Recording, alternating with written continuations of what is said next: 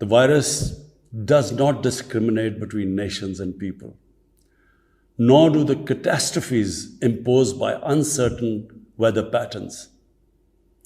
The common threats faced by us today not only expose the fragility of the international system, they also underscore the oneness of humanity. By the grace of Almighty Allah, Pakistan has been successful so far in containing the COVID pandemic.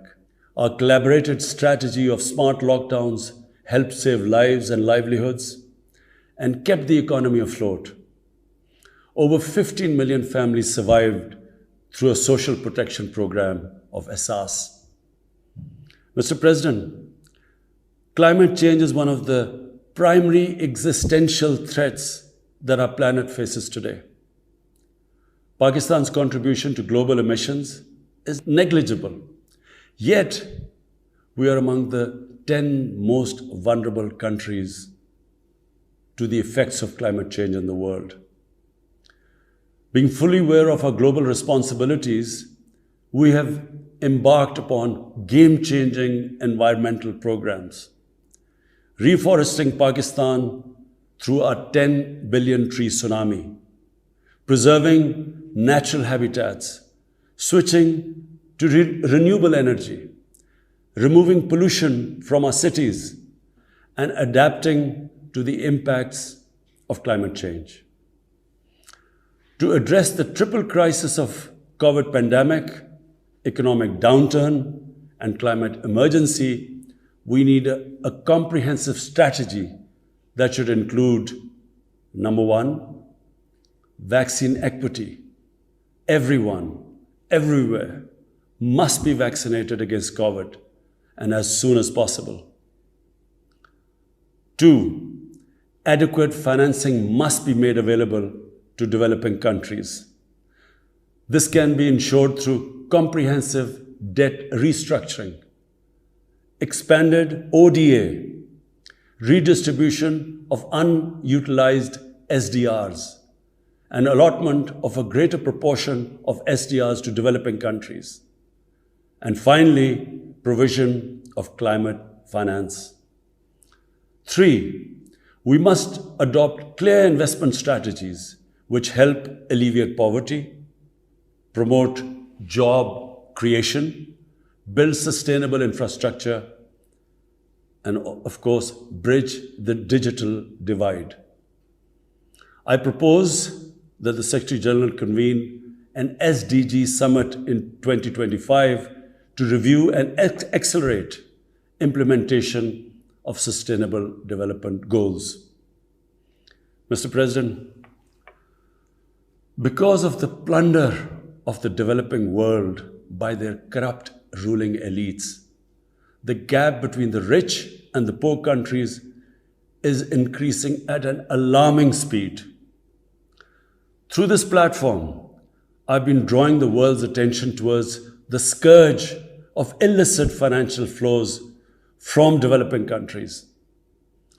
The Secretary General's high-level panel of financial accountability, transparency, and integrity, called the Fact-Eye Panel, has calculated that a staggering $7 trillion in stolen assets are parked in financial haven destinations. This organized theft and illegal transfer of assets has profound consequences for the developing nations. It depletes their already meager resources, accentuates the levels of poverty, especially when laundered money puts pressure on the currency and leads to its devaluation. At the current rate, when the Fact-Eye panel estimates that $1 trillion every year is taken out of the developing world, there will be a mass exodus of economic migrants towards the richer nations. What the East India Company did to India, the crooked ruling elites are doing to the developing world, plundering the wealth and transferring it to Western capitals and offshore tax havens. And Mr. President, Retrieving the stolen assets from the developed countries is impossible for poor nations. The rich countries have no incentives or compulsion to return this ill-gotten wealth. And this ill-gotten wealth belongs, remember, to the masses of the developing world. I foresee in the not-too-distant future, a time will come when the rich countries will be forced to build walls to keep out economic migrants from these poor countries. I fear a few wealthy islands in the sea of poverty will also turn into a global calamity like climate change. The General Assembly must take steps meaningfully to address this deeply disturbing and morally repugnant situation, naming and shaming the haven destinations and developing a comprehensive legal framework to halt and reverse the illicit financial flows are most critical actions to stop this great economic injustice. And at a minimum, the recommendations of the Secretary General's Fact-I panel should be fully implemented. Mr. President, Islamophobia is another pernicious phenomenon that we all need to collectively combat. In the aftermath of the 9/11 terrorist attacks, terrorism has been associated with Islam by some quarters. This has increased the tendency of right-wing, xenophobic and violent nationalists, extremists and terrorist groups to target Muslims. The UN Global Counter-Terrorism Strategy has recognized these emerging threats. We hope the Secretary General's report will focus on these new threats of terrorism posed by Islamophobes and right-wing extremists. I call on the Secretary General to convene a global dialogue on countering the rise of Islamophobia. Our parallel efforts at the same time should be to promote interfaith harmony, and they should continue. Mr. President, the worst and most pervasive form of Islamophobia now rules India. The hate-filled Hindutva ideology propagated by the fascist RSS BJP regime has unleashed a reign of fear and violence against India's 200 million Muslim-strong community. Mob lynching by cow vigilantes, frequent pogroms such as the one in New Delhi last year, discriminatory citizenship laws to purge India of Muslims, and a campaign to destroy mosques across India and obliterate its Muslim heritage and history are all part of this criminal enterprise. New Delhi has also embarked on what it ominously calls the final solution for Jammu and Kashmir dispute. It has undertaken a series of illegal and unilateral measures in occupied Jammu and Kashmir since 5th August 2019. It has unleashed a reign of terror by an occupation force of 900,000. It has jailed senior Kashmiri leadership, imposed a clampdown on media and internet, violently suppressed peaceful protest, abducted 13,000 young Kashmiris and tortured hundreds of them. It has extrajudicially killed hundreds of innocent Kashmiris in fake encounters and imposed collective punishments by destroying entire neighborhoods and villages. We had unveiled a detailed dossier on gross and systematic violations of human rights by the Indian security forces in occupied Jammu and Kashmir. This repression is accompanied by illegal efforts to change the demographic structure of the occupied territory and transform it from a Muslim majority into a Muslim minority. Indian actions violate the resolutions of the United Nations Security Council on Jammu and Kashmir. The resolutions clearly prescribe that the final disposition of the disputed territory should be decided by its people through a free and impartial plebiscite held under the UN auspices.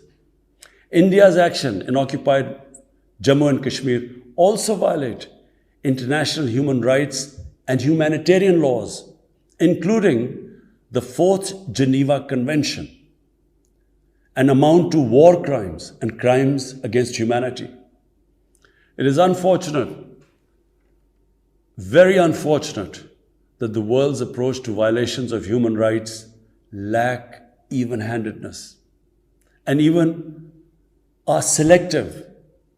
Geopolitical considerations or corporate interests, commercial interests, often compel major powers to overlook the transgressions of their affiliated countries. Such double standards, and the most glaring in case of India, where this RSS-BJP regime is being allowed to get away with human rights abuses with complete immunity. The most recent example of Indian barbarity was the forcible snatching of the mortal remains of the great Kashmiri leader, Sayyid Ali Shah Gilani, from his family, denying him a proper Islamic funeral and burial in accordance with his wishes and the Muslim tradition. Devoid of any legal or moral sanction, this action has been against the basic norms of human decency. I call on this General Assembly to demand that Sayyid Gilani's mortal remains be allowed to be buried in the cemetery of martyrs with the appropriate Islamic rites. Mr. President, Pakistan desires peace with India as with all its neighbors. But sustainable peace in South Asia is contingent upon resolution of the Jammu and Kashmir dispute in accordance with the relevant United Nations Security Council resolutions and the wishes of the Kashmiri people. Last February, we reaffirmed the 2003 ceasefire understanding along the line of control. The hope was that it would lead to a rethink of the strategy in Delhi. Sadly, the BJP government has intensified repression in Kashmir and continues to vitiate the environment by these barbaric acts. The onus remains on India to create a conducive environment for meaningful and result-oriented engagement with Pakistan. And for that, it must do, number one, reverse its unilateral and illegal measures instituted since 5th August 2019. Secondly, stop its oppression and human rights violations against the people of Kashmir. And three, halt and reverse the demographic changes in the occupied territory.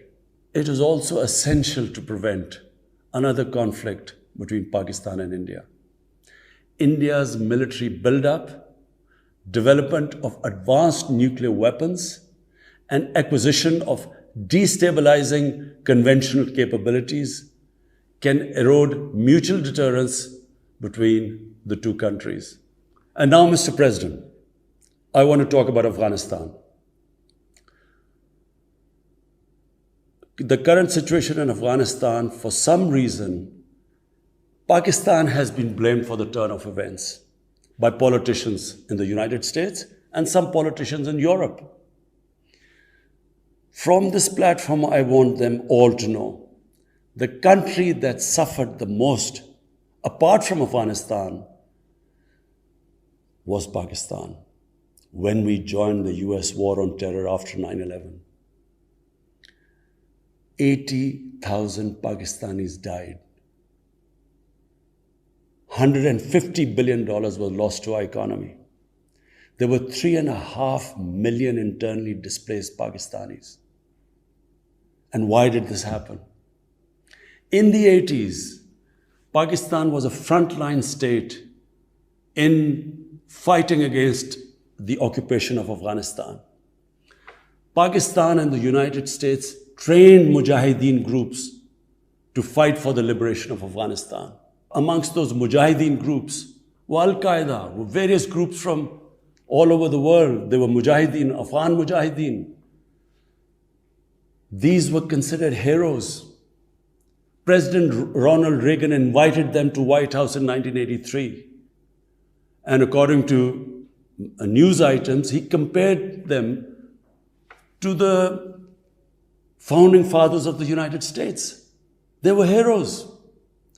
Come 1989, the Soviets leave. So do the Americans, abandon Afghanistan.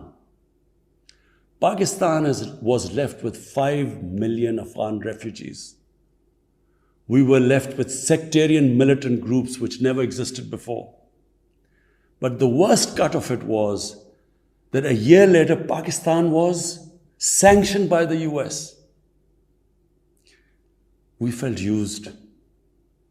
Fast forward 9/11, Pakistan is needed again by the US because now their US-led coalition is now invading Afghanistan, and it could not happen without Pakistan providing all the logistical support. What happened after that? The same mujahideen that we had trained that fighting foreign occupation was a sacred duty, a holy war or jihad, they turned against us. We were called collaborators. They declared jihad on us. Then all along the tribal belt bordering Afghanistan, the Pakistan semi-autonomous tribal belt, where no Pakistan army had been since our independence, they had strong sympathies with the Taliban, Afghan Taliban, not because of their religious ideology, but because of Pashtun nationalism, which is very strong. Then there were 3 million Afghan refugees still in Pakistan, all Pashtuns, living in camps, 500,000, the biggest camp, 100,000 camps. They all had affinity and sympathies with the Afghan Taliban. So what happened? They too turned against Pakistan. For the first time, we had militant Taliban in Pakistan. And they too attacked Pakistan government. When our army went in the tribal areas for the first time in our history, whenever an army goes into civilian areas, there's collateral damage. So there was collateral damage, which multiplied the militants to seek revenge. But not just that. The world must know that in Pakistan, there were 480 drone attacks conducted by the US. 480 drone attacks. And we all know that drone attacks are not that precise. They cause more collateral damage than the militants they are targeting. So, who did the people whose relatives were being killed? Who did they seek revenge? Against Pakistan. Between 2004 and 2014, there were 50 different militant groups attacking the state of Pakistan. At one point, people like us were worried that will we survive this? There were bombs going all over Pakistan. Our capital was like a fortress.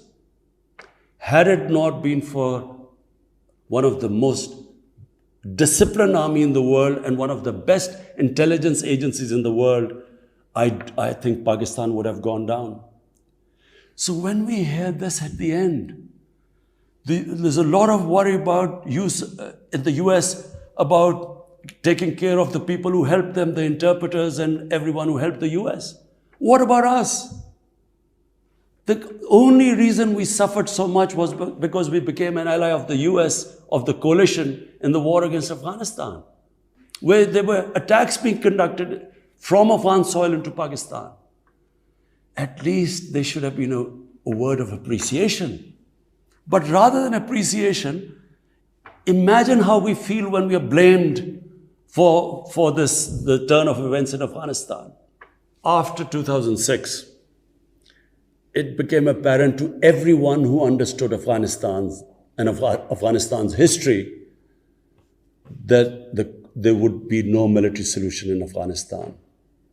I went to the US I spoke to think tanks. I met at the time Senator Biden, Senator John Kerry, Senator Harry Reid. I tried to explain to them that there would not be any military solution and political settlement was the way to go forward. No one understood then. And unfortunately, in trying to force a military solution is where US went wrong. And if today,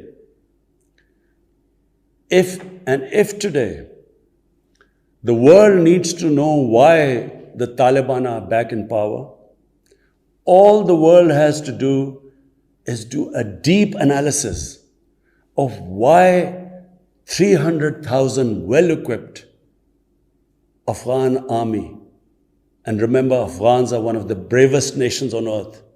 Why did this 300,000 Afghan army give up without a fight? The moment a deep analysis of this is done, the world would know why the Taliban are back in power, and it's not because of Pakistan. So, Mr. President, right now, the whole world community should think, what is the way ahead? There are two paths we can take. If we neglect Afghanistan right now, according to the UN, half the people of Afghanistan are already vulnerable. And by next year, almost 90% of people in Afghanistan will go below the poverty line. There's a huge humanitarian crisis looming ahead.